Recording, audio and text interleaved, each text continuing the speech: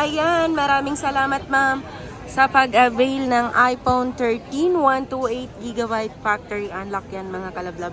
Ma'am, anong masasabi mo sa pag-process kay Skyro? Mabilis lang ba yung process nila? Yes, thank you, Skyro. Ayan, thank you so much. Ayan mga kalablab, dito sa store namin, ina-accept din namin ng Skyro at saka Home Credit. Yan, kung gusto mong mag-avail ng Skyro at saka Home Credit, pwede yan dito sa store namin. Yan, pwede kang tumawag sa aming mahiwagang number. Ito yung number namin. And then, ang aming YouTube channel and then ang aming Facebook page.